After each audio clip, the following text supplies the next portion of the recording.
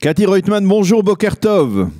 Bonjour Daniel. Merci d'être avec nous ce matin. Je rappelle que, comme je le disais, que vous êtes une militante du parti Yesh Atid, Yair Lapid, et avec vous ce matin, bien entendu, en cette fin de semaine extrêmement mouvementée sur le plan politique, nous allons essayer de voir un peu, de mesurer avec vous les répercussions de ce fameux discours de Benny Gantz, et en particulier les répercussions sur les sondages, parce que, il faut bien l'avouer, les sondages ont été multiples depuis 2 jours, depuis, on va dire, le lendemain de cette intervention de Benny Gantz, et ces sondages, eh bien, ils ne sont pas à l'avantage de votre leader Yair Lapid, Yesh Atid, qui descend dans les sondages, alors que Benny Gantz, lui, grimpe de manière assez impressionnante, puisque, on va dire comme ça, grosso modo, jusqu'à ce discours, les sondages accordaient entre 14 et 15 mandats pour chacune des deux formations. Et on voit que là, quelque part, Benny Gantz, après son intervention, eh bien, prend des mandats, entre autres, à Yair Lapid. Yair Lapid se retrouve autour de 12, 10, même parfois moins, tandis que Benny Gantz, lui, explose en dépassant les 20 mandats. Alors, premièrement, est-ce que finalement cette candidature de Benny Gantz n'est pas embarrassante pour Yair Lapid? Est-ce que finalement elle ne risque pas de le priver de son rêve, c'est-à-dire d'être Premier ministre? D'abord, j'ai commencé par la fin en fait. Le rêve de Yair Lapid n'est pas d'être Premier ministre. Le rêve de Yair Lapid est de faire ce qui est le mieux pour l'État d'Israël et d'arriver à un changement et de remplacer le gouvernement actuel. Ça, c'est la première des choses. Nous pensons d'abord que Benny Gantz est un homme de grande qualité, de grande valeur, et nous connaissons ses positions bien avant qu'il ne fasse son discours. Ce discours a confirmé que ses positions représentent exactement les valeurs de Yesh Atid, et nous l'avons invité, nous continuons à l'inviter à se joindre à notre parti. Nous apportons toute l'expérience politique et parlementaire.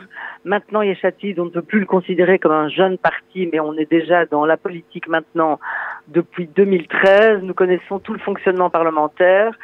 Donc ensemble, nous pensons que nous pouvons former nous pouvons former une très bonne association, et nous l'invitons chaleureusement. Ah oui. Alors vous, en fait, dans votre réponse, il y a, on va dire, les germes de la problématique qui existe actuellement. C'est-à-dire, vous dites, en fait, grosso modo, Benny Gantz, c'est copie conforme de Yair Lapid. Il ne fait que répéter, on va dire, des messages qui ont été diffusés ces dernières années par Yair Lapid. Donc, Benny Gantz, dans l'absolu, doit rejoindre Yair Lapid. Mais si l'on se réfère à ces sondages, bien que, comme le disait Shimon Peres, il ne faut pas exagérer l'importance des sondages, et il faut surtout les considérer comme du parfum que l'on peut donc respirer, mais certainement pas boire. Alors, est-ce que finalement, peut-être que l'opinion publique israélienne, eh bien, préfère un leadership d'un homme d'armée qui a dirigé une immense structure qu'est l'armée israélienne, plutôt que Yair Lapid, qui était jusqu'à il y a quelques années un excellent et charismatique journaliste? Mais je pense que d'abord vous avez répondu à ce que j'aurais dit sur les sondages, et en plus il y a l'effet nouveau qui fait remonter les sondages. Il ne faut pas les sondages existent, il ne faut pas les exagérer. L'effet nouveauté existe. D'abord, nous avons encore. En fait, vous pensez que les choses vont se stabiliser, que Benny Gantz va redescendre? D'abord, les choses vont certainement se stabiliser. Puis la politique israélienne nous réserve généralement beaucoup de surprises. Il y a un acteur dont on parle moins ces jours-ci parce que l'effet Benny Gantz a été énorme. Il n'a pas parlé, on l'attendait. Donc, évidemment, son discours a pris tout l'espace. Mais il y a aussi Ashkenazi qui doit encore réapparaître sur la scène. Il y a encore beaucoup de surprises qui nous attendent, et nous avons encore 20 jours. Et nous faisons vraiment confiance à ce que Yair Lapid fera vraiment et prendra les bonnes décisions. Alors justement, pour Israël. Alors si les décisions, si comme on dit, vous voulez prendre les bonnes décisions pour Israël, peut-être que finalement, est-ce que Yair Lapid sera prêt, le moment venu, on va dire à l'approche de la date de fermeture des listes électorales, c'est-à-dire le 20 jusqu'au 21 février, est-ce que Yair Lapid sera prêt? Si les sondages se maintiennent et donne Benny Gantz bien au-dessus de Yesh Atid, est-ce qu'il serait prêt à être le numéro 2 de Benny Gantz? D'abord, je ne peux absolument pas répondre à cette question, mais ce qui est sûr, c'est que Yair Lapid prendra une bonne décision pour Israël et pas, comme beaucoup le disent, pour son ego. Quoi qu'il en soit, nous prendrons des bonnes décisions et les négociations et les discussions et les rencontres avec Benny Gantz continuent, mais dans ce cas-là, c'est eux deux face à face. Vous avez l'impression que ce bloc de centre-gauche a la capacité de fournir une alternative, on va dire, au Likoud même, puisque d'après les sondages, encore une fois, il totaliserait autour de 30 mandats ou même de plus si dans certains cas de figure. Alors, je tiens d'abord à corriger quelque chose. Il ne s'agit pas d'association de centre-gauche. Nous ne sommes pas de gauche. Je ne pense pas que Benny Gantz soit de gauche. Mais le mot gauche fait partie d'une propagande qui vient du Likoud, qui a réussi à rendre le mot gauche presque une insulte. Donc, nous ne sommes pas de gauche, mais nous défendons cette attaque perpétuelle contre la gauche. Et chaque fois associer le mot centre à gauche ou Benny Gantz ou Lapid à gauche. Non mais attendez, alors là, de nous dévaloriser. Là vous êtes un peu en train de nous surprendre parce que c'est-à-dire on a du mal.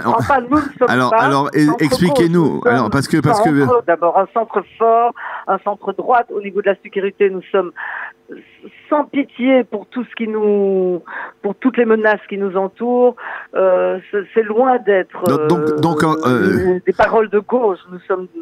Nous avons un discours, tout ce qui est sécuritaire est de droite.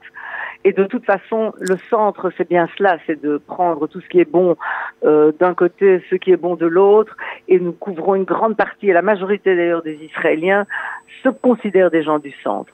Mais alors, je voudrais vous poser une question, on va dire, de principe. Hein, c'est-à-dire, les expériences au centre n'ont pas toujours été concluantes dans l'histoire politique de l'État d'Israël. Il faut bien rappeler, par exemple, le parti Daesh dans les années 77, à partir de 77, et qui a très vite périclité, qui a disparu de la classe politique, qui était un partenaire également de centre pour le gouvernement de Begin. Il y a eu le fameux parti centriste avec Dan Meridor et Lipkin Shachak qui a disparu très rapidement.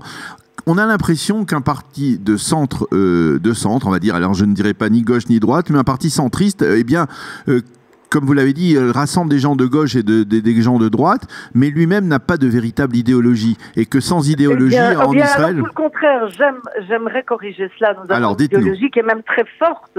Parce que être du centre, c'est parfois plus difficile. C'est très facile d'être à droite dans une vue, dans un état d'esprit, avec une idée. Et on la défend et on se bat jusqu'au bout. Le centre, en quoi il est fort, sa force est justement d'écouter ce qui se dit là, ce qui se dit dans toutes les parties de la société, dans toutes les mouvances de la société, dans tous les groupes de la société, et de trouver le moyen de permettre à tout le monde de vivre ensemble. Mais vous savez, quand vous me dites ça... C'est pas une position faible. Quand vous dites ça, Cathy... Quand vous dites ça, Cathy, j'ai l'impression d'entendre d'anciens députés, je me souviens d'eux et de leur message aussi à l'époque du parti Kadima aussi, qui rassemblait des gens de gauche, des gens de droite, et qui disaient que l'atout de Kadima, c'est justement de ne pas être reposé sur une base idéologique, c'est d'être pragmatique, c'est de rassembler des gens de gauche sur certains points et des gens de droite sur d'autres points. Eh bien, Kadima n'existe plus, hein, vous le savez. Quoi qu'il en soit, quelle que soit l'histoire des partis, nous savons comment nous construisons notre parti avec des programmes forts dans tous les sujets. Nous avons un programme fort dans l'éducation, dans l'économie, en défense, dans le judaïsme, dans la lutte contre la corruption. Nous avons un programme très fort dans tous les domaines de la société, dans le social que j'ai oublié de nommer, dans tous les domaines de la société. Nous travaillons sur ces programmes depuis quelques années. Bientôt, nous sortirons la nouvelle version 2019 avec les adaptations parce que la société évolue en permanence. Mais nous sommes quelque chose de fort, de différent de ce qui existait. Notre structure est forte. Nous avons vraiment tous les outils pour remplacer le gouvernement de Benjamin Netanyahou. Et c'est à cela que nous travaillons. C'était pour répondre à votre question précédente que vous m'aviez posée. Oui, nous avons la force, nous avons les outils pour rassembler et pour permettre de remplacer ce gouvernement actuel. Alors, on va envisager un cas de figure, hein, puisqu'on est obligé d'envisager des hypothèses, des cas de figure, même les plus farfelus. On va envisager un cas de figure. Binyamin Netanyahu et le Likoud obtiennent 30 mandats, mais alors, on va dire même un cas de figure où il pourrait en obtenir bien plus, c'est-à-dire 35, parce qu'on parle ce matin, je lisais dans la presse israélienne, qu'un jeu d'alliance à gauche pourrait entraîner un jeu d'alliance également à droite, d'accord? C'est qui pourrait renforcer le Likoud. Est-ce que Yair Lapid serait prêt à siéger dans un gouvernement avec Binyamin Netanyahou, surtout si, comme tout le semble, on semble se diriger vers cela, le Premier ministre pourrait être, on va dire, en position d'inculpation dans les affaires judiciaires le concernant? Étant donné nos positions fortes concernant la corruption publique, il est évident que nous ne siégerons pas avec des personnes inculpées. Ça fait d'ailleurs partie des premières lois et des premières choses que nous ferons passer. Ce sont des lois pour permettre de changer la façon de gouverner et de nettoyer un peu tout ce qui n'est pas net et redonner confiance en la classe politique aux citoyens et être un modèle à nouveau. Donc clairement, nous ne le ferons pas. Et je l'ai déjà dit à plusieurs reprises, le Likoud, dans ce mandat-ci, a proposé à Yesh Atid de se joindre à nous. Nous avons refusé toutes ces propositions. N'oubliez pas que Benjamin Netanyahou a renvoyé Lapid du gouvernement précédent en 2015. Nous ne siégerons pas avec Benjamin Netanyahou et certainement pas avec toute personne qui est sous enquête judiciaire et même plus. Alors, on a l'impression, dites-moi si je me trompe, que ces élections, en tout cas cette campagne électorale, elle est entièrement focalisée sur la personnalité de Binyamin Netanyahou. Il y a les pro-Bibi et les anti-Bibi. Et on va pas beaucoup plus loin dans la campagne électorale, c'est-à-dire que, par exemple, on n'a pas encore vu véritablement de programme, ni de Yesh Atid, on va le dire, mais même d'autres formations politiques, hein, que ce soit du Likoud à droite ou d'autres partis à gauche. Comment vous expliquez cela ? J'explique ça il s'agit d'un phénomène mondial. J'ai l'impression que ces derniers temps, toutes les dernières élections, et d'ailleurs, Yesh Atid a fait l'erreur aux élections précédentes de ne pas mettre en avant des personnalités, mais le programme. Nous avons parlé d'un programme et nous avons compris qu'au niveau stratégique, ce n'était plus comme ça. Les gens votent pour des personnes. D'ailleurs, l'effet Gantz en est bien la preuve. Oui. Les gens votent pour des personnes et c'est pour cela que maintenant nous parlons de Yair Lapid, bien que Yesh Atid soit un parti très fort, très structuré avec des députés et des candidats de qualité franchement exceptionnelle.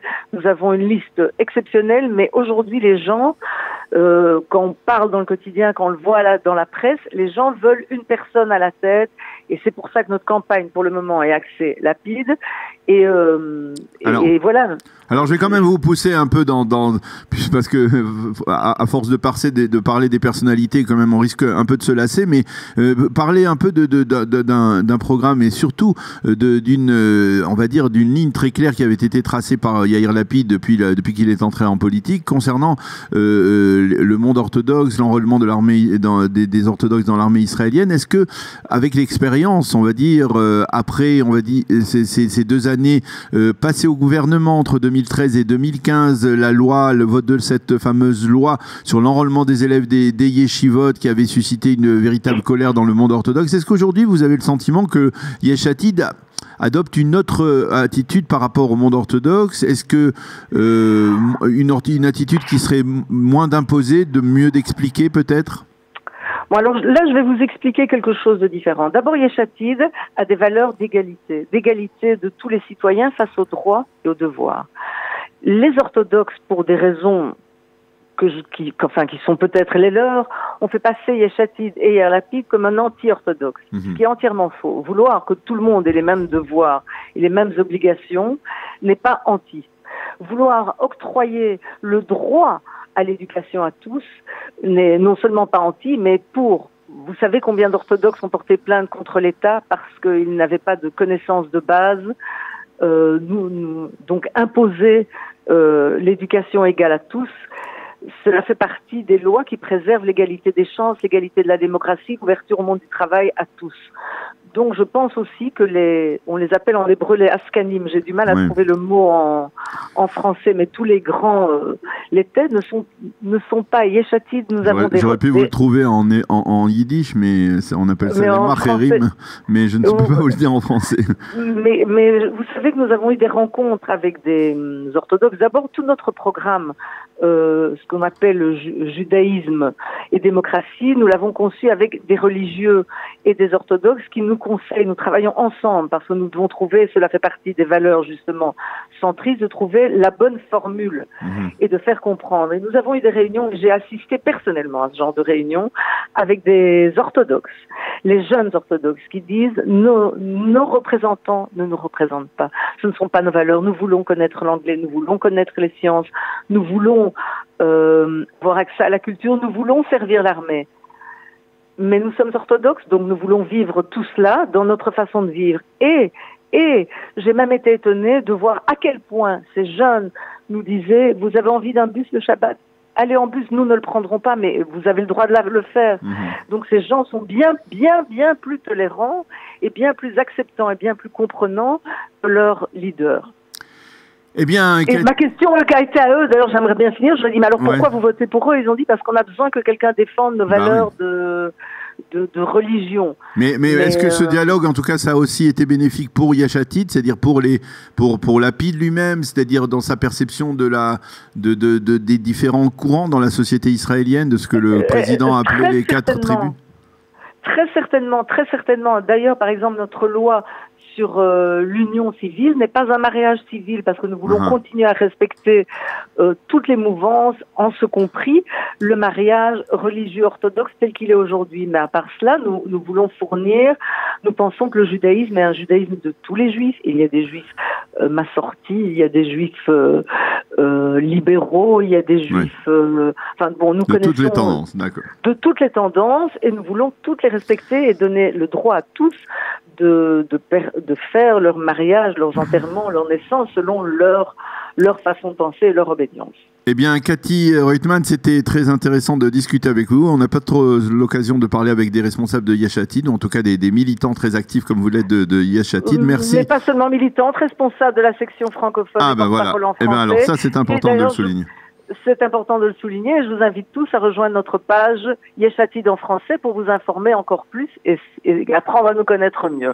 Eh bien, merci beaucoup, Cathy, d'avoir été avec nous ce matin. On vous souhaite de bonnes chances, en tout cas, comme on le souhaite à tous les candidats ou à tous les partis ici sur Studio Qualité. On n'est pas sectaire. On vous souhaite bonne chance et en tout cas, Shabbat Shalom. Merci d'avoir été avec nous.